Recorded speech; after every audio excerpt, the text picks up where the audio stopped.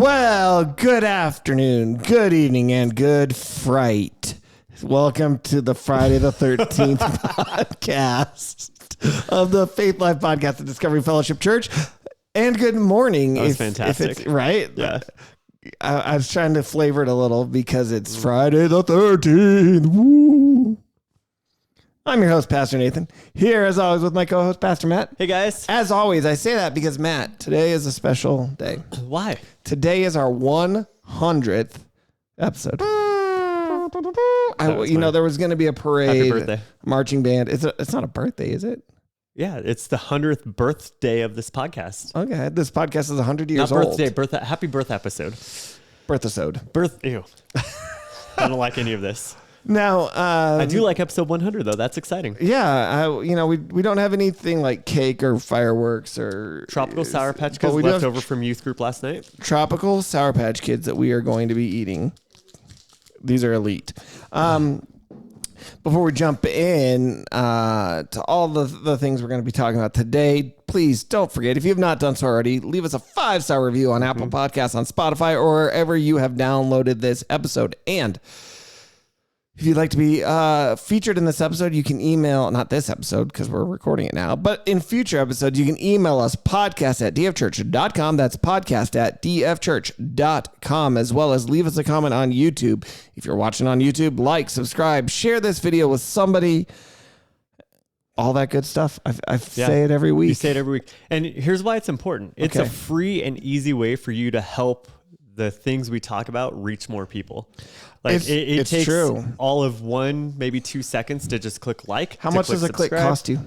Nothing. Exactly. It's actually good for your finger, a little bit of exercise by doing that little click. So yeah, that's right. Beneficial for you, beneficial for us, helps the show grow a little bit. And ideally helps God's kingdom grow, because our goal here is to reach people with the truth of God's word. Yeah, and we're going to be talking a little bit more about that. So, a little bit of stuff. So today we were hoping to have like a special guest to celebrate 100. We had a few things that it's just nothing really gelled together like I had hoped. But I am still working on getting some of those special guests. It'll just be at a later date. So for today's episode, we're going to do our normal news. We're going to talk about the Bible. We even have a funny AI list that we're going to talk about at the very end. Our main topic today, though, I'll just front load it with this, being episode 100. I want us to kind of look back at where we've been, look back at these past 100 episodes, at things that have really jumped out at us. And then I want to talk a little about where we are now, like you talked about our purpose, why we have this podcast, why we're still doing this after 100 episodes, and then where we hope to be going, what we can look forward to, what's kind of next for this podcast. So it's kind of a retrospective episode, a little bit introspective episode. And well, all right, so retrospective would be looking back. Introspective would be looking inward. What is it called if you're looking forward? Prospective. Thank you, Alexis. We have Alexis and Jeremiah in the room helping us out today on the production side. What? Prospective. Prospective. Be a prospector. Isn't that someone who like mines for gold nuggets? Yeah. Stinky Pete. We can be. Yeah. Nuggets of truth. Okay. Here's where I don't know if this is how the etymological breakdown works of that word, but prospective. Etymology is like, the study of words, in case you were confused by the big word he used to talk about the word that he's talking about. So I just realized it's probably like where we get spectacles or like a spectator. Like looking. You're looking. Retrospective. Spect. That Must is mean good look. Etymological work of you. It's probably Latin or Greek, which is, we were just having a conversation with our oldest son yesterday about if Latin is ever going to help him, because he's taking Latin and it's painful. I just had a conversation with a student in my small group last night about how much he hates that he has to study Latin in school because it's a dead language and it's completely pointless. And I was like, actually, it's pretty good for you to know that, because it helps you know a lot more language and words that you don't know and understand. By studying Latin, you're going to be able to figure out a lot quicker. You can understand. And fun pro tip, if anybody's watching this and is still in school and is taking Latin for some unknown reason, if you are taking like the SATs or the ACTs, the linguistic definitional parts of those tests are a lot easier if you're really good with Latin. That's so why it'll help you get into college. And last thing I'll say about this, one of the things we've talked a lot, because a lot of times our kids are like, this stuff, why do I need to learn this? It's pointless. And it's true. Like if I think back to stuff I had to learn, like U.S. history and stuff like that, the finer details of a lot of it probably don't matter. It doesn't matter. Like if I'm not actively using this knowledge, I'm going to forget it. Right. Yeah. So in that sense, you could say, well, what's the point of school and all the stuff you learn? But this is what I told my kids. You heard it here first, folks. This is what I told my kids. The importance of it is that you are learning how to learn. Right.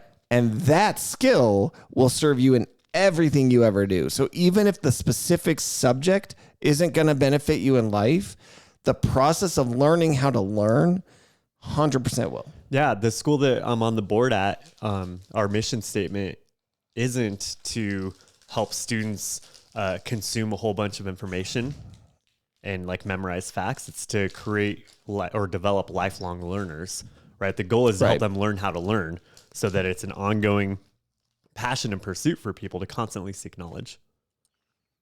Love it. It's good stuff. Knowledge. I just put a Sour Patch Kid in my mouth. I know. These are interesting because they're tropical sticky flavors. So they're I feel like they're a little more subdued. Mm-hmm. Now, I have a crown on a couple of my teeth. Are these going to pull them off? Are you going to have a crown on your head someday? No. Your crown is your head. Jack fell down and broke his crown, and Jill came running after. He wasn't wearing a crown. He broke his head. He wasn't the Prince of Egypt? No. Huh. Jack? Jack, Prince of Egypt. Now, here's the other thing. Humpty Dumpty, it never says he was an egg. Why do we think he's an egg? Because one person drew it that way one time, and we were all like, yes. The other thing I was thinking, and I haven't looked into this, and maybe I should, is it that it's like a riddle poem and you're supposed to figure out what he is and the answer is an egg? Write us podcast at dfchurch.com. Let us know your favorite nursery rhyme. What if it's deeper than that and the wall isn't actually like a literal 8-foot tall wall that he's sitting on, but it's a metaphor for just all of life's issues and struggles, and he fell. Like he's in this place of just deep hurt and depression. And I don't think they thought that deeply back. When did they write Humpty Dumpty? Wow. Mother Goose. Okay. Apparently only modern day Americans can think deeply. According to Nathan, no one else in history has been able to think except him. No, but Episode Americans. 100. But American. Americans think better. Oh, that's so funny. We do. Because doesn't the world revolve around America now? Here's the thing. When you are just struggling to live to the end of the day, getting choked up. When you're living in like medieval England, and you don't even know if you're going to survive, you're not thinking about this abstract concept of Humpty Dumpty falling down a wall and how that's a metaphor for life. What you're thinking of is, how do I feed my family? What if Humpty Dumpty was actually King Richard III? Didn't he die in battle? Great fall. He went out all proud and arrogant and then gone. Creepy. I hope so. That would be cool. Yeah. Well, let's move into our news segment. Today's not about a deep study of Humpty Dumpty, huh? It could be. That, email us, podcast@dfchurch.com. Would you like to see more or less nursery rhymes? More or less? Also, quick side note. If you comment on our YouTube video, we love that. We love those comments. We love to read them. However, give us some context, because it doesn't, unless you put a timestamp on it when you're watching, I might not have any idea what you're talking about. So we can maybe get into that when we get to our comments and listener questions. But when I see one that's just 100%, I don't know what you're 100%ing. You could have, who knows? So the whole thing, straight Hundy. All right, that's fine.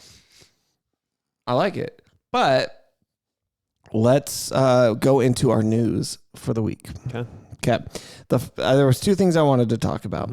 One of them is exciting and fills me with joy, and the other one is just kind of sad and the state of reality. Which one do you want first? Well, it's episode 100. Let's go joy. Okay.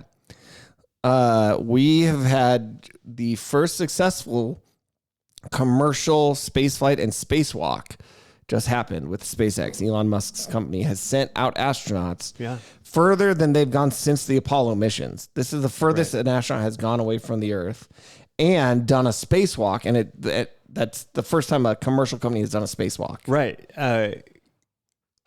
You use the word astronaut and commercial, but what gives me more joy is it was, I mean, obviously a billionaire, but Joe Schmo billionaire. Right. Not like a trained astronaut. It was a citizen. Did you know, though, Not that astronauts aren't citizens. I know that's really weird, but like... One of the astronauts that's stuck up on the space station right now is a pastor. He's just like a normal dude. And an astronaut? And he got to go like up private... well, he's an astronaut, I guess. How do you define... What does it mean to be an astronaut? You work for NASA.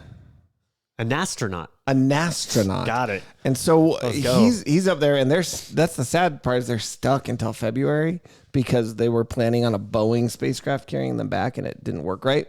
Although you think with SpaceX out there, couldn't they just swing by and grab them on the way home? For an extra 7.3 well, million. I think it's going to be SpaceX who goes out and gets them in February. But why do they have to wait until February if they're already out there flying? But to maybe the this one spacewalk? only has enough fuel. It doesn't have enough fuel to make it to the station and back. The station's rotating around the Earth. Just how are you going to chase it down? You're going to run out of gas. You just fly to its intercept path and stop. Are there gas stations? You just where's it going to refill? There's no space gas stations. No, but if it's going around the Earth, is this like the Jetsons? If you're just going around the Earth and you're out here, right? You just fly here and wait, and eventually you'll catch up. It'll catch up to you. I'm just saying, Elon Musk, give me a call. I got ideas. Maybe there's not enough space in that particular craft for the extra people. How long does it take to land on Earth? A couple hours? You could squeeze together. Everybody just squeeze in tight. Share a seatbelt. Did you ever do that when you were a kid when there's like too many people in the car and you had to like No, that's not legal. I would never do something like that. My parents would have never allowed it. Yeah, all the time. Anyway, the other thing I wanted to say about this cool spacewalk thing right now. All right, so if you think about like NASA and astronauts and their spacesuits, like those big, bulky, like they're landing on the moon and these huge, puffed up, flying around in space. Look up at some point the spacesuits that they're wearing for this. They look like the spacesuits that we see in sci-fi, and they're really cool. That's like awesome. They're so much cooler than the NASA ones. Elon Musk is like, no, we're going to make them look cool too. Right. Same thing with the inside of the craft. Fashionable. Like, did you ever, the space shuttle was cool. I loved the space shuttle.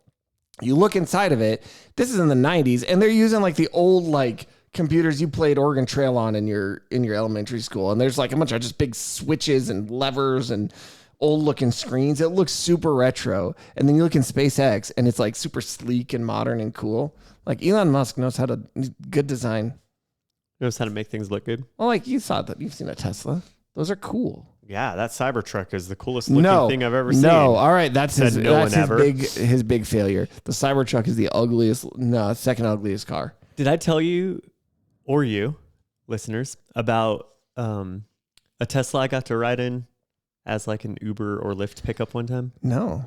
So Melinda and I were in California for a wedding, and it was near Disneyland. So we were hanging out at downtown Disney one night. We didn't go to the parks because it's like $7,000 a day per person. So it's true. Didn't do that, but we hung out at downtown Disney. And so we ordered an Uber to get back to our hotel room, and this Tesla pulls up, and I mean, I know people who have Teslas. I've ridden in one of them once. But this one, like, he did it to, show off how cool it is. So we get in the back. First of all, it was a lot more spacious on the inside than I was expecting it to be. Like, first time I sat in the back seat of one. So that was really cool. And he's like, oh, your feet must be tired from hanging out at Disney all day. And we were like, well, we didn't go to the parks, but yeah. He's like, all right, just put your feet down just slightly under the seat in front of you. And then he turns on these foot massagers. Wait, what? Yeah, each seat like had its own foot massager. Is that a Tesla feature? Like, I don't know. standard? This guy was all souped out. Or did he install those? That's cool. He was like, do you guys like karaoke? And we're like, sure. And so we pick a song, Whole New World, because, Disney, he does Disney karaoke. He pulls up the karaoke screen on that big computer screen they have in the front. Yep. Turns on, like, also the ceiling, the whole ceiling is like a skylight, right? Moonroof thing. So that was really cool. But turns on all these interior lights and like a little disco ball and super fun stuff. And then we sing for like the 3-minute drive back to the hotel. That's awesome. It was the most fun Uber I've ever been in. Dude, that's crazy. Yeah, I asked him if he was filming us and if it was going to be on like TikTok later. Yeah. He was like, no. I was like, okay, because then I'd have to charge you to take me home. That's super cool. Teslas are awesome. Yeah, they have a lot of great tech in them. I agree. Except the Cybertruck is hideous. That's all. It looks hideous. I'm sure it's fun to drive. Maybe. I mean, I would if someone said, hey, you want to take one for a test? I've seen one driving around town. We have a couple around here. I've seen them tooling around. There's a bunch at the Loveland Tesla dealership. Well, that makes sense. The other news story that I feel like we should talk about is we had the first and maybe only, we'll see, presidential debate from Trump and Harris. Did you watch any of it? Some highlight clips or anything? I've seen a couple little clips, yeah. First of all, I think it was kind of boring. Like the Biden one was really fun because it was such a clear, like Biden had no idea what was happening and Trump was just kind of playing it cool. Worked out great. Biden got like, that is a very consequential debate, right? Because that is probably what made him have to drop out of the race. Had he stayed in, I would think there would be no chance that he would win the election after that debate, right? But this one, Harris was in it and she did very well. She presented herself. She didn't do her normal kind of word salad rambling that we've seen so much from her. And honestly, I would say presented herself as relatively, now I don't think she is, but she presented herself as a very moderate, reasonable candidate, right? She was talking about stuff like, oh, I own guns. I'm not trying to take your guns away. I'm trying to support people. I'm going to try to. Now, Trump finally said at the end of the debate, the thing he should have been saying every single time they asked a question, which was, you keep saying you're going to do all this stuff, but you're currently the vice president. Why haven't you done all this stuff? Right? He said that at the end, which is great. Nailed the landing. He should have been saying that throughout the whole time. Instead, he was talking about how they're hunting down your cats and dogs to eat them. Now, same. It was a little, they're after your pets, which I haven't been able to confirm if this is really, maybe it is really happening. Right. I did hear what was purported to be a 911 call that there was people coming into the park, grabbing geese and cutting their heads off and then taking them to eat them. Well, I mean, now, geese aren't really pets. Like if I saw somebody doing that, I'd be like, sweet. Right. Like a nice Christmas goose. Right. Geese and ducks is what I've heard reports on. Usually from this not area. a pet. Not pets. This is in Ohio, right? Yeah. All the weird things happen in Ohio. Now, he also mentioned, this hits us a little bit closer, potentially Aurora, Colorado. Right. And that just Have gets you heard about more that? Confusing. Yeah. The Venezuelan gangs taking over an apartment complex, supposedly. There's video of it, but then there's people who I guess live there who are saying none of this is happening. Like, I don't know what's going on. But then I've heard people who live there who say, yes, this is a real thing. And the police are ignoring it. And then the police have said, no, this is just like a slumlord who's not taking care of his apartments. And then the most recent thing I heard was, the Venezuelans are here. They've taken over. And so we're just going to sell it to them. Right. The slumlord. Yeah, like the guy who's owning it saying, I'll just sell these apartments to the Venezuelan street gang because apparently they want to become real estate developers, which is a good move from street gang to real estate mogul. It's all weird is what it is. The other thing about, and both candidates did this in the debate, and it drives me so crazy every debate I hear, and it's nobody ever answers the question they are asked. They get asked a question about, hey, how are you going to get rid of inflation? And Kamala just kind of rambles about how she will. She's got a plan. She's going to help fix the economy. But she doesn't really say anything. And then they go to Trump and he starts talking about illegal immigrants. And I'm like, what does that have to, that's a problem. Yes. And they said a couple of times, we're going to get to that later. But what are you going to do about this thing? I watched a bunch of highlights recently from previous debates, like years and years and years and years ago. Right? Was it the one that showed how civil everybody used to be? Yeah. And I have great respect for you, Mr. President. Right. I appreciate it. I agree with this part of that. Here's something I would do different. And, our two parties don't disagree on the goals for America. Right. We just differ on how we're going to accomplish those goals. Like just very civil and cordial and like a respectful conversation that actually probably led people to think critically. instead of just defensively. Like, I get mad watching these debates because I'm so annoyed by the way they speak to each other and interrupt each other. And the moderators of it obviously having a bias one way or another. Yeah, the moderation was really bad on this debate. It's just all so obnoxious at this point in American politics that I honestly wish someone would just come in and say, all right, we're done. Every way we've done politics, at least for the last like 20 years, we're just going to burn it all down. Let's take a step back. How are you going to do this? You can't do it. Or there's like some sort of grading system that happens. Someone has to create this. Someone much smarter than me. Okay. Elon Musk, we're looking at you. He's not a very civil or cordial or Did you see what he tweeted to Taylor Swift? No. Oh my goodness. You can go ahead. I'm sorry, Zeded. You don't tweet. You could just say tweet. Yeah. Just say, we're all going to just say tweet. He basically said something about I'll have your babies. Wait, what? It was gross. Oh goodness. Yeah. After she supported Kamala? After she supported. Weird. Yeah. Anyway, some sort of grading system where if you like have too many uncivil moments, your grade drops below a certain point and you're no longer eligible to be a politician in America. Not even just be president, just you can no longer be in politics. Here's the thing, Matt, what you're describing, they do communism in China. Yeah, you're not far off, where they have a like social grading system and they monitor all your interactions. They have cameras everywhere. They're looking at you online. Right, I don't want that. And they give you a score, and that determines everything you get to do in your life. In my debates, in my speeches, in my, like, as a politician, in my public, like, I can be disqualified as a politician for my character flaws. I'm okay with that. They have to be bad enough and reach a certain point. Nobody will see, but no one wants that because nobody's going to be able to agree on what the criteria is either. And then it's all about the money in politics right now, right? You kind of lose that whole First Amendment thing at that point. Freedom of speech and expression. As the people who represent America, maybe you should have some more limitations on your life. No. Because isn't it the same for like us as pastors? We're held to a higher standard. Why can't we hold our politicians to a higher standard? Now, I get it. We're representing the king of the universe, not God just is the not president of the America. United States. Right. But at the same time, I feel like we've allowed the people who represent us to fall so far down the garbage chute that there's absolutely like there's no return at this point. We're we're the laughing stock of the planet right now, essentially. The only return we need is of Jesus. The return of the king. Let's go. Let's go. All right. Let's go. Well, politics aside, let's move on because, you can listen to some of our recent episodes about politics. I'm sure we will continue as we get closer to the election to talk about whatever crazy thing happens that week. Lord, come quickly. And, maybe it'll just something will really surprise us. Maybe Trump will exit the race. Wouldn't that be funny? He's like, you know what? I'm done. I'm out. Sorry, guys. Yeah, right as I give you a whole bunch of stuff.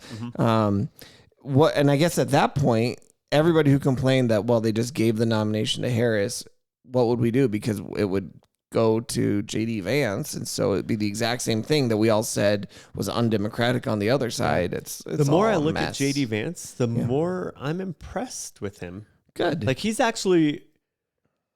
thinker. Yeah. He knows philosophy. He knows theology. Like he has written and studied and debated people in a very civil and cordial way, which is actually really impressive. If you listen to the Reasonable Faith podcast with William Lane Craig. I love that podcast. I think it was this week's that just came out. It was part one of I think at least a two-part thing about J.D. Vance. And, really? And they have very strict rules on addressing politics on their show. Yeah. And William Lane Craig addresses it first and says, here's when we will bring politics into it. Oh, good. I need to listen to that one. Just talked about how great J.D. Vance, outside of the political side, but just how impressive it is that a politician actually knows things. I'm hopeful. We'll other see. than just how to manipulate votes. Well, let's jump into our Bible segment. This is this is a much better topic, something that actually can be life-giving instead of soul-draining. I mean, it is Friday the 13th, so we can be drained a little bit of our souls. But if you are joining us for the very first time on this 100th episode, we are reading the Bible in a year. You can read it with us. It's a open link. It's in the description. It's in the notes. And it doesn't matter if you have not been reading with us so far. Jump in on whatever reading it is the day you join in. Comment. Let us know what you think about it. It's kind of fun communally to read the Bible. Now, Matt, what has jumped out in the Bible to you? Well, for the 9th time, we're going through Proverbs. Oh, okay. Right. No, this one, I guess it could be kind of funny, but it's also like a reminder or reprimand potentially. So Proverbs chapter 12, this morning, I was reading it, and I'm in the NASB right now, is the version I'm reading through.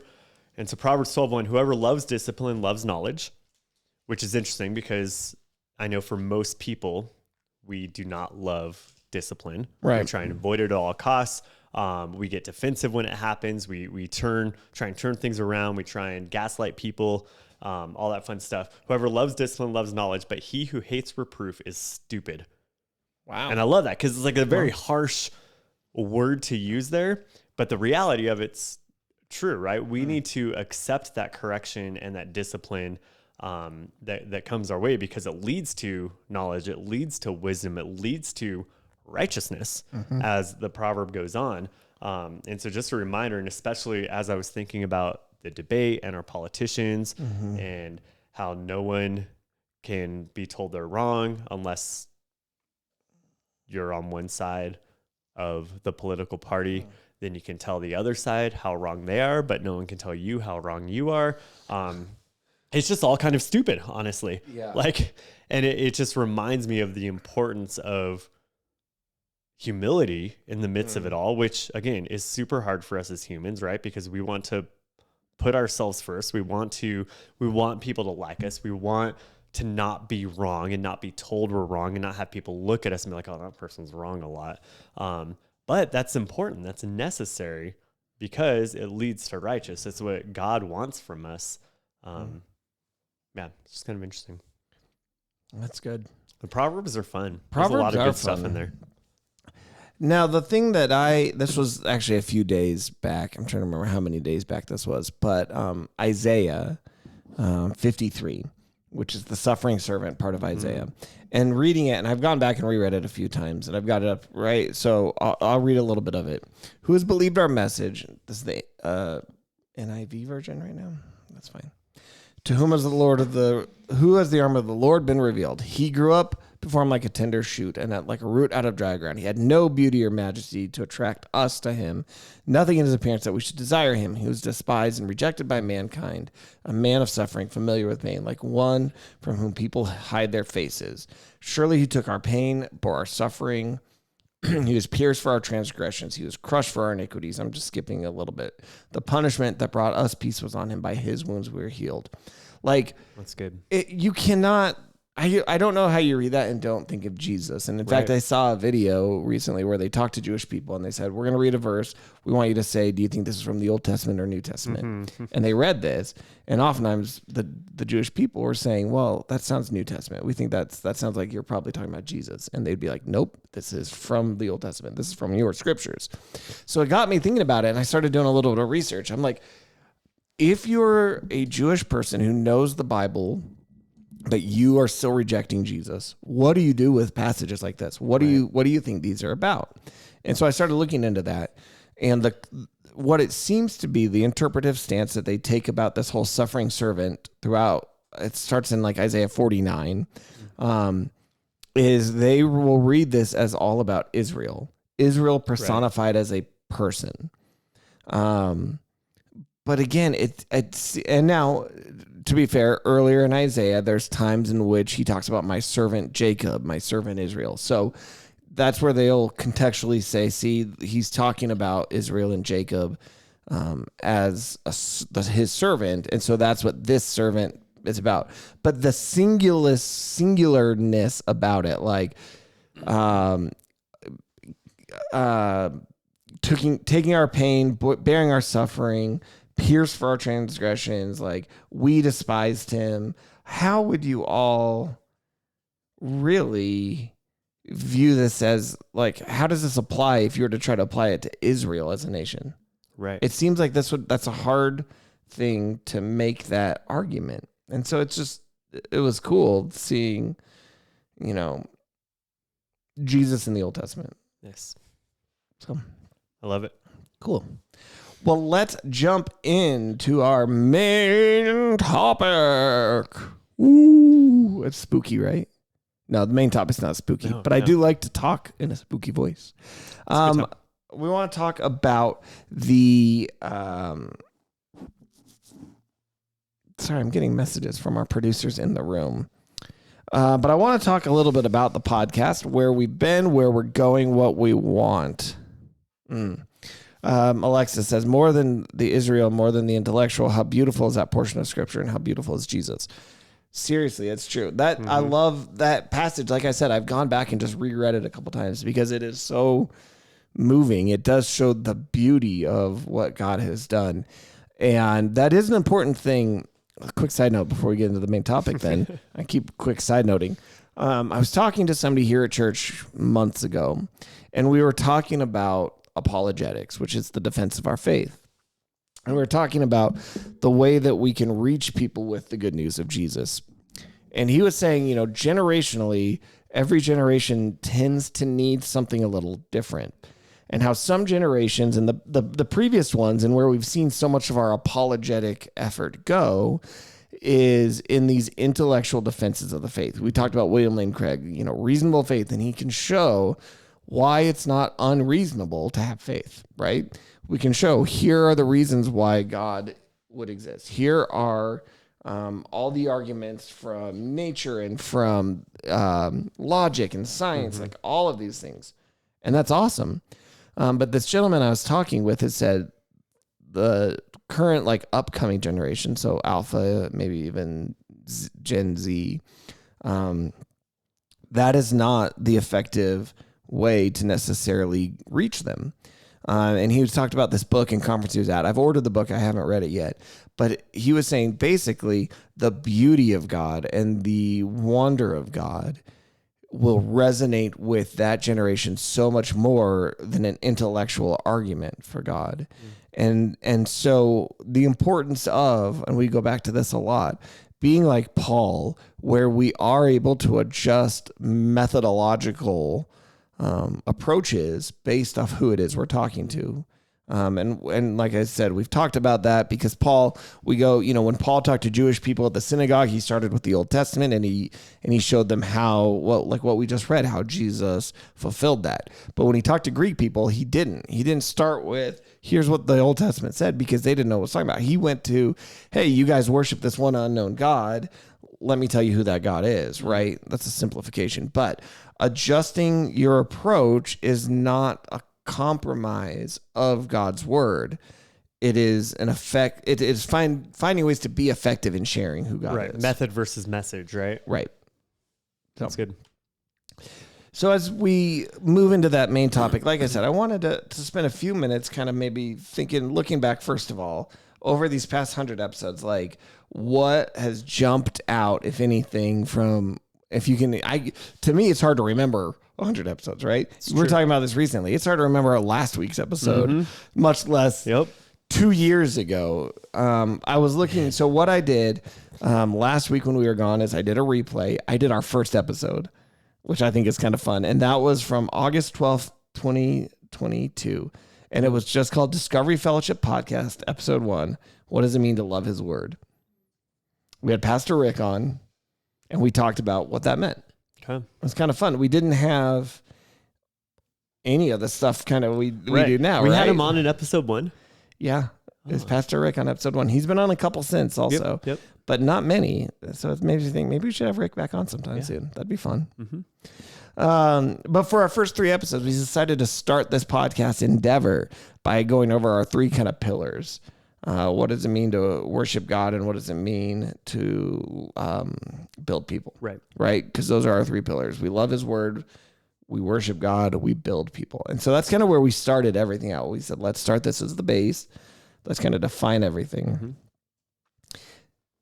Do you remember anything from that time? We were up in a different room. We had a totally different way of recording. It was It was beautiful. It was so beautiful. We didn't do video. It was audio only. It was kind of fun, though. It was different. It was very different. Yeah. So the other thing, as we start talking about this, if you're watching, if you're listening to this, if you have been listening to us since then, email us, tag us on the comments, or not tag us, comment below, but podcast@dfchurch.com. I'd love to hear like what you remember from back then. If you have any memories that jump out or a time you were watching or listening that was just like particularly stuck in your brain. And if you're just joining us more recently, you don't have to go back and listen to those original ones. But you can if you want. Just don't judge us by them. That's true. We were a little bit... now, what's really interesting, I'm looking, I've got it pulled up here, is our first two were those pillars. And then we stepped out, we talked about next gen ministry for 3. And then episode 4, we went back to build people. Right, because we had a guest, and their speaker, timing of it worked out that way. Yep. What was kind of crazy is then right after that, episode 5 was the Experience Conference, which was us 2 years ago taking 10. That was the one we did like at the conference. We did it passing at around the one conference, microphone passing around around one table. microphone. That was awesome. 2 years ago. And now that conference was the one that Lex and I were at this last week. And so that was 2 years ago. Isn't that interesting? Again, really fun, kind of passing it around. And then we still didn't come up with the name. That Faith Life podcast was still not there. It's still just called the Discovery Fellowship Podcast. We talked about deconstruction. We did 2 parts on science and the Bible. And then weirdly enough, at episode 10, we went back to next gen stuff. We really were focusing on that in those early days. Why wouldn't we not? I don't know, but I really like then. It's one of your phrases. It is one of my phrases. We did 3 parts on the end of the world. Do you remember doing 3 parts on how the world is going to end? All right. 2 years ago. 3 parts. I know we've talked about it. We but talked crazy about that it took 3 for 3 episodes, and I thought that was kind of fun. Now, it's kind of funny because it's like, do we sometimes loop around? Have we hit topics multiple times? Probably, and that's okay. I really liked this one, number 15. We had a special guest because you were gone, Matt. You were gone, Matthew, and so I'm sorry, not fit. It's funny when I'm gone, you just get a special guest. When you're gone, goodness. we just do a replay. Can I tell you something that is going to break your heart? Wait, like live on the podcast? Live on the podcast. All right, I'll get to it in a second. I want to leave you in suspense. Episode 15, you were gone. Do you see what I'm seeing? I see what you're seeing. Okay, so episode 15, we'll come back to that in a second. Episode 15, we said, what is the role of women in ministry? And my wife Alexis was on, and we talked about that. And this was a very well listened to episode. It was great. Special memory, really fun. However, the next week, stop. I had episode 15 again. We did 2 episode 15s in a row, guys. So that means the last time was our actual 100th episode, huh? We had a mislabeled episode. It was a leap year, and so this is our 100th. So guys, I'm very sorry. I don't know what that means. The other thing that I really need to look at, and maybe I can, if you're a faithful listener, it's okay. We can identify as episode 100 with this. Oh my goodness. Yeah, we can. I went, looking through the numbering. That's really funny.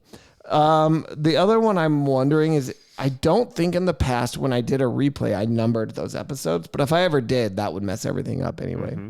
But I'm pretty sure I didn't do that. But guys, that's okay. That's okay. Episode 100 is around here anyway. That's why we're not making this big a deal. We don't have like a fanfare and guest because we're not quite sure. It's a textual error in the past.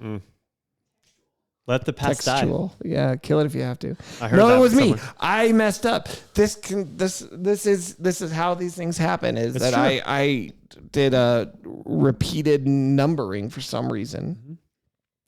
It was 2 years ago. Who knows what I was thinking? Like I said, don't judge us by our past episodes.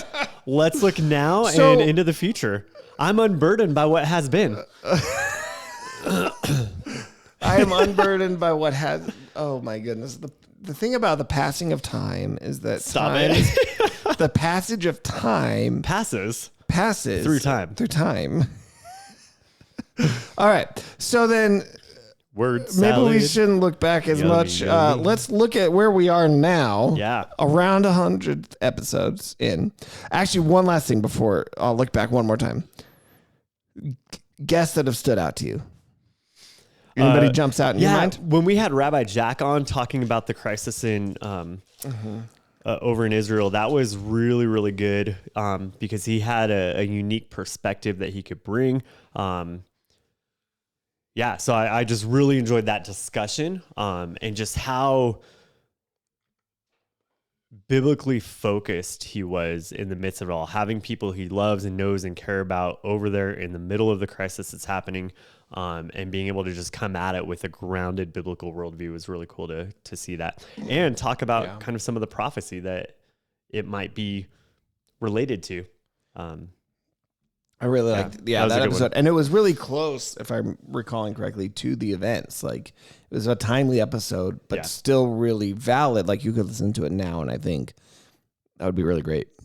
Yep. I really liked our Greg Steer episode was really fun.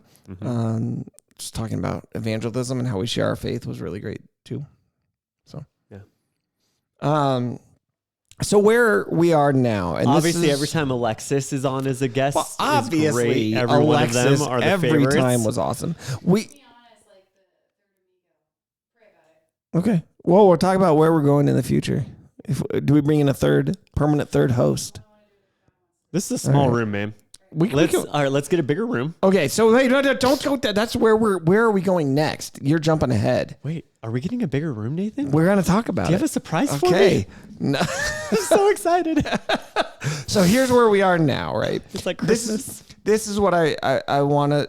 I've been thinking a lot last week. We've been praying about things. I've been thinking through, and I want to make sure we've really clarified what is the purpose. And you talked about this a little bit earlier. Why are we doing this podcast? What is our hope for this podcast? Because that will then inform the next part, which is where are we going to go next, right? And so as I was thinking, what is our purpose? Who is this podcast for is really an important question to understand. And you listeners, we're here for you. We're so glad you're here. If we were just sitting in a room talking, we do that all the time, and that's fun, but we don't record it all the time. So we're doing this because we want this to get out there. Yeah. Right. And as I'm thinking about it, and I'm sure you would agree, Matt, is that really this podcast is primarily for people who are already in the church, who are trying to understand how better to engage with their culture, how to get out of just being inside the Christian bubble, as you might want to call it, or a salt in the salt shaker. Well, that was one of our episodes. But how do I take my faith and live in my life? How do I take that and actually impact the community around me for God? How do I not just have this Sunday morning faith that I go in and I'm a Christian and then I go about my life and nothing else changes and I don't change the world at all, right? We want to be world changers or kingdom makers or whatever you want to, however you want to call this.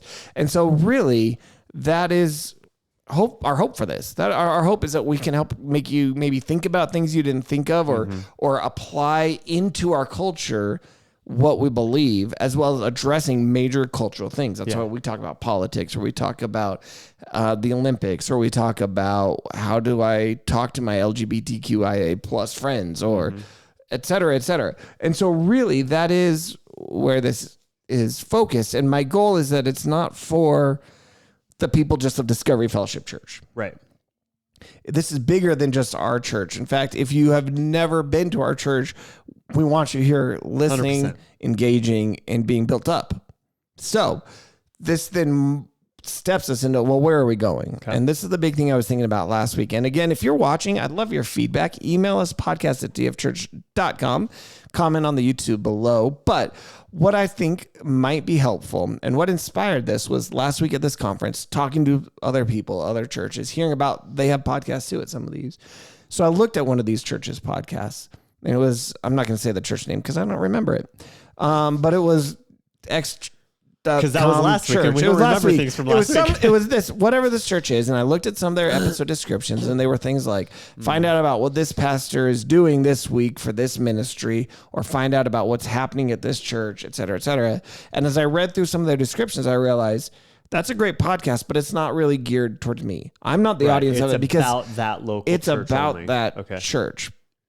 And as I'm thinking about it, the Faith Life podcast of Discovery Fellowship Church, hosted through our Discovery Fellowship YouTube, our Discovery Fellowship Instagram page and TikTok page, and all of those things are all there.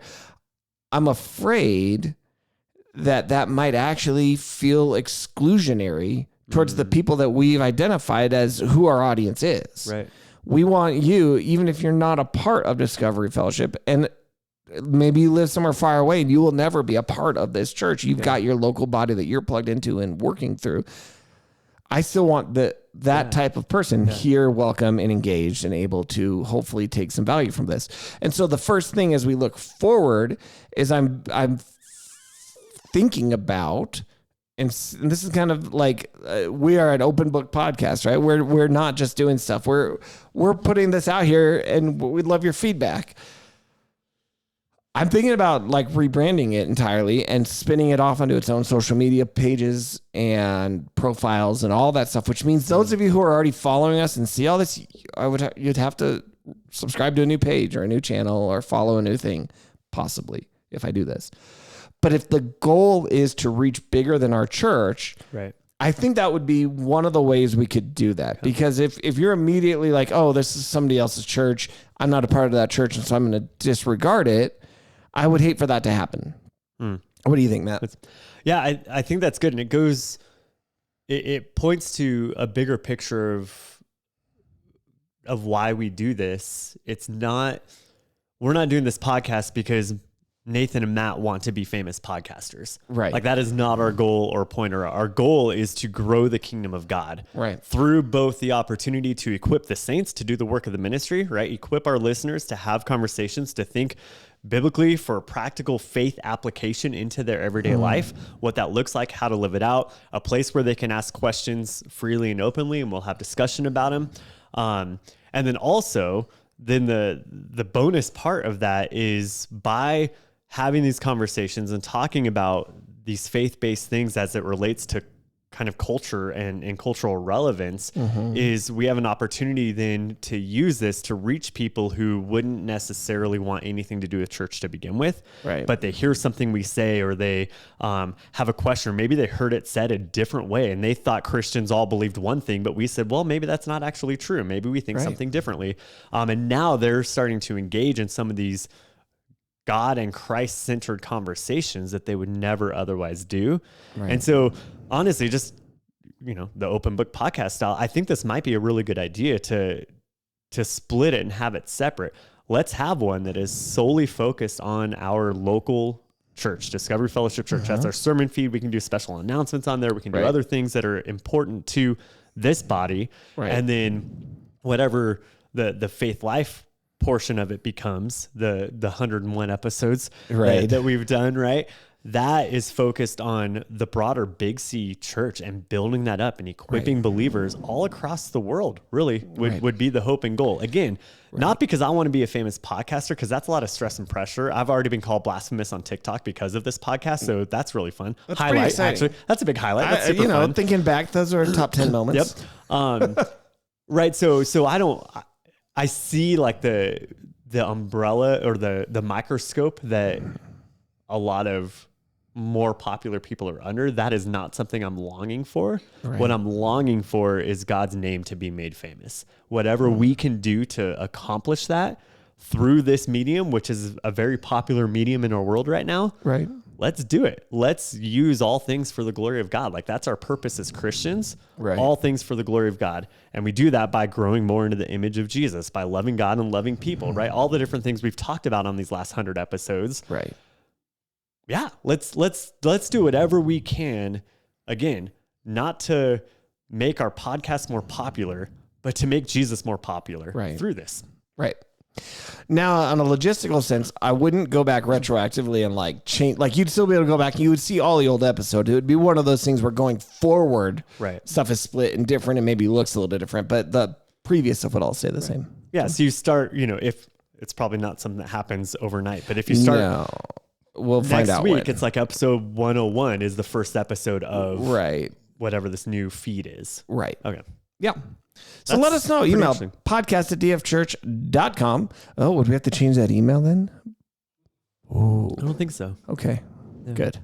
Because I like that. Podcast@dfchurch. We could add a sermons at dfchurch.com if people wanted to engage specifically with that sermon feed. Mm-hmm. We'll talk about it. Yeah. Let us know. Email us. But let's go to, as we close out. You've said podcast@dfchurch.com so many times in the last 2 years that to change it would break your brain. It probably would break my brain. It doesn't take much to do that. Let's not do that. Let's close this episode out as we've done for a while. And give you an AI generated list that's spooky list for Friday the 13th. Goofy goober. Is it, we said before that, is that superstitious to worry about Friday the 13th? And I said it's a little stitious. It's from The Office. Michael says it. He says, I'm not superstitious, but I'm a little stitious. Yeah, I tend to lean towards as Christians, we probably should not be superstitious. Maybe as we get closer to Halloween, we can talk about some of those and some of the... Can I tell you something though? Christians are. Oh, we just don't think about it. Right. About certain things. For instance, if you were to go and ring up something at the store, and I've seen this happen, and your total this is my favorite was like $6.66. You'd be like, oh, I gotta buy something else. But why? That's superstitious to be afraid of just that number, divorced of any context from the book of Revelation. You said you're not talking about me, because that's happened to me, and I actually laughed out loud. And then checked out. Not you. Okay. The royal you. Everybody listening. I've been there when that's happened. We are royals, aren't we? Or the sons like and daughters of the king? Yeah. I'd rather be royal. We had a phone number once that started with 666 as its first three, and they were like, no, I want a different number. Yeah. That's why? Yeah, there's because that number on its own is not evil. Yeah. That number is evil because it's in context of the beast of Revelation. Let us know if you want us to do a Christian superstition podcast episode. Ooh, yeah. Email. Find some other good ones. What's our email address? podcast@dfchurch.com. I love it. All right. So I asked the AI for this, what are the top 10 spooky Bible stories? I'm here for it, man. So tell me how spooky on a scale of 1 to 10. I mean, spooky by who's... Never mind. Go. All right. Number 10, the return of Lazarus. After 4 days in the tomb, Jesus raises Lazarus from the dead. Imagine the look on everyone's faces when the dead man walks out, grave clothes and all. Dude, I see dead people. It's good. Spoilers. Number 9, Ananias and Sapphira's fatal lie. A couple tells a little lie about their donation and immediately drops dead. Lesson learned, honesty really is the best policy. Mm-hmm. That's scary because of the potential consequence of a little white lie. A little right.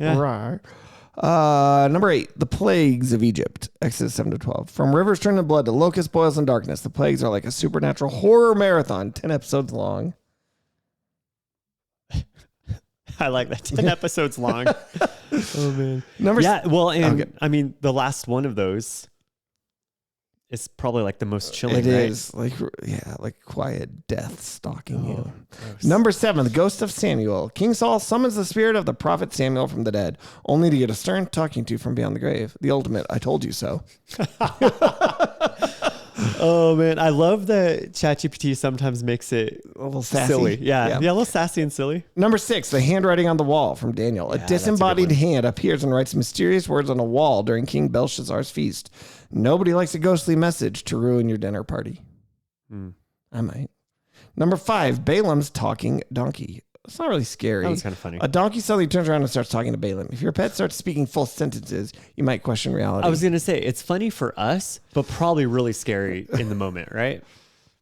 I guess that's true. Number 4, Jonah's giant fish adventure. Swallowed by a giant fish, Jonah's 3-day stay in the belly of a sea monster beats any haunted house experience. I mean, it smells We've bad. seen it done in Pinocchio. Yeah, it was fun. It was. Number 3, Daniel and the Lion's dinner party. Doesn't say lion's den, dinner party. I like that. Oh my goodness. Daniel spends the night in a den of hungry lions, and yet they didn't touch him. That's one slumber party you don't want to RSVP to. Okay. Number 2, the disappearing prophet. 2 Kings. Elijah is taken up to heaven in a whirlwind of fire. Imagine chatting with your mentor, and poof, he's gone, leaving just you in a chariot of fire. Wait, he's leaving you and a chariot of fire that's still there? Huh. Number one. Scariest story in the Bible. The original zombie apocalypse. Ezekiel. His vision of a valley filled with dry bones coming to life. Nothing's that spooky like a valley full of skeletons rattling their way back to life. I love that. I'm a little bit surprised that we didn't get apocalypse is not in there. I'm surprised we didn't get the fat king getting stabbed in there. See, is that scary or is that? I think is that just weird? It's okay. If you go like gross. Horror movies, that's like a slasher flick. All right, that's fair. But like if you think about Revelation 6-19 and all the imagery that's there, it would make a great horror movie also. What about all the pigs getting possessed and by Legion? Off? Yeah. That's man. Okay. And the guy, is that the same guy who was walking around in the cemetery and cutting himself all the time when he was possessed? Was he Legion? Was that Legion? Yeah. If not, that's a scary one another too. One too. If it's separate. Yeah, no, that was because Legion was the one. Yeah. I think that's right. That's exciting. The Nephilim, are those scary? I mean, depends on what they were. Right. That's fair. Depends on what they were. Go back and listen to our episode. We have a whole episode talking about it. Yeah. That's a pretty decent list. Yeah, I didn't mind it. Yeah. I don't think Daniel in the Lion's Den I would have put in there because that's like one of the favorite stories we share with kids. Yeah, it would be because nothing bad happened. Right, but it would be scary. Yeah. If they got mauled by the lions, that would be a scary story. Did he think that the whole time? Did he think that was like at any point it could change and they could eat him? Or do you think he was pretty quick? Like, oh, okay, I guess we're good. Yeah. I mean, it says that God shut the mouths of the lions, right? Yeah. And so was that literal? Like, did Daniel see? Yeah. They couldn't even like stick their tongue out to lick their lips when they saw this delicious piece of Daniel meat come in. What about the other story in Daniel of the fiery furnace? That wasn't mentioned, was it, in your top 10 It list? was not Daniel, the fiery furnace. No, but it's in Daniel. Yeah, okay. It's in the book of Shadrach, Daniel. Meshach, and Abednego. Yeah. Yeah. Because that one... That could be scary, especially because the people who got thrown in got burned close, up. got burned up, yeah. Oh, man. All right. All right. Well, we're going to go real quick to some comments before we close it up. Bible's awesome. These are all on YouTube because we did not get any emails at podcast@dfchurch.com. That's right, podcast@dfchurch.com. Some of these are from some of our short clips we've posted. Okay. So one that was for you, Matt, said we need to stop depending on the government to put forth Christian values. We got a comment. I've been saying it for years. I don't trust either. I don't care if you have a D or an R, your government. You should stay out of, be as small as possible, and stop taking our freaking money. Yeah. Freedom's scary. Deal with it. Oh, I thought that was pretty good. That's so funny. Did I like that? I did like that one. Somebody else to that same video said truth. Okay. On your one that you said, should Christians be politically homeless? You got a lot of pushback on that one specifically. I did. Yep. Christian kingdom is not of this world. Christians should remember that. Don't fall for any political shenanigans. Do your duty and patiently wait for the Lord. So that person agreed with me. Yeah. Okay. On that same one, I think as Christians, we should stand up for a candidate who also has Christian values. Can't go wrong with a pro-lifer Trump. Does Trump have Christian values? See, Matt? So here's the only place I'm going to give you pushback. And you know, you can post this little clip so people can call me blasphemous again. It will be great. While I am pro-life, and I agree that matters. Life matters. Every single life matters from conception to death, right? Like I'm 100% pro-life. Yeah. What we are saying is that nothing else in this world matters except for where a political candidate stands on abortion. Right. Life matters. This is one of the most tragically painful and hurtful parts of the world we live in is when lives are abruptly taken because someone just didn't feel like it. Right. Right.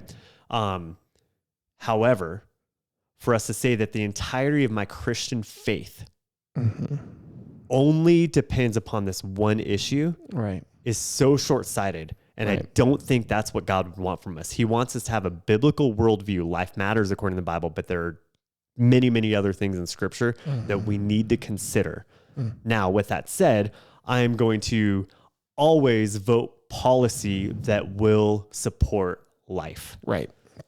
Always. Always. That doesn't mean necessarily that that's Donald Trump right now. Right. Based upon what I'm seeing and hearing lately, is he's actually trying to push policy away from any decision that he has to make, right? Which is brilliant on his part, because now it's like, but he's been pro-life in the past, so as a pro-lifer, I'm going to vote for him. Right. And as someone who maybe pro-life isn't your go-to policy that you're focused on, you can still feel you like just can't stand what we've had the last 3.5 years. So you're like, well, I can vote for him because he's not going to make a policy against this. And honestly, what he said, if I were to step and just look at us as America as a country, right?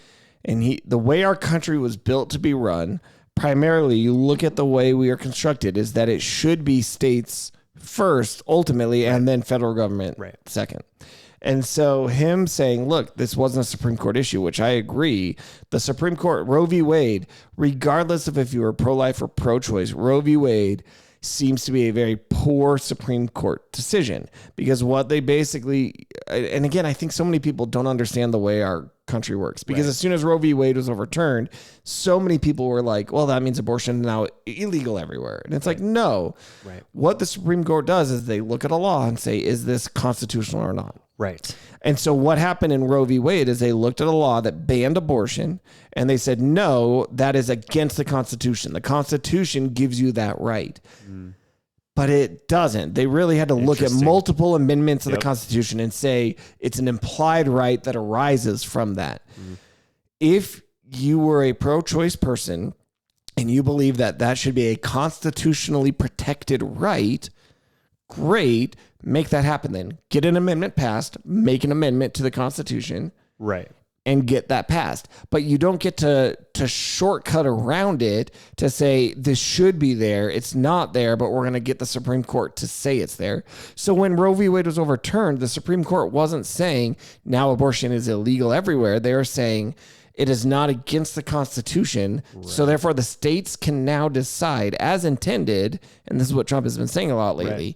The states can now decide what they want in their state. Right. And so if I'm saying I'm going to vote for Trump because he is going to federally protect the unborn child. Right. He's not. Because it's not in his jurisdiction necessarily. Right. Right. And that's what he said a lot in this. They asked him, would you veto if they brought forth a national abortion ban on your desk? And he didn't really answer the question. But as he said, he probably would, is what it sounds like, because again, he says, leave this up to the states. Now, pro-lifers, same thing, get a constitution guaranteeing the right to life for an unborn child. Let's try to get that in there. Now, that on both sides, that'll never happen because you got to get 3/4 of the states on board, and that's never going to happen. And we have, in Colorado, we have an upcoming ballot initiative. That addresses this. And honestly, that we need to to get out me and vote on is much more important to vote 100%. for than the candidate. What's funny is most of the people who argue with me and disagree with me and call me blasphemous on the internet, they don't know me. They assume I'm some extremist left-wing liberal, right? Probably. They assume how I vote, which is hilarious. Yeah. But when I say I'm politically homeless, it's because my identity is in Christ. Right. My citizenship is in heaven. Right. Those are the two things that matter most to me. And so again, like the other person said, I don't care whether you're a donkey or an elephant, right? Whether you have that R or you have that D next to your name, I don't care. What I care about is making Christ famous. Right. First. Secondarily, I'm an American citizen. Right. And I want what's best for this country as a second, right? I'm first citizenship in heaven. Second, I'm a temporary citizen of this country here in America. And so I will vote for what I think is going to be the best for us as a country and do everything I can as a Christian to do what's best for Christ. Right. right? Again, because the government, I should not be depending on the government for my faith. Right. That's where we get a lot of issues if we do that. Love it. Yeah. Well, that is all the time we have today. Thank you so much for joining us for these past 100 or 101, who knows, episodes. I can't wait for the next 100, and we will see you next week. Bye, guys.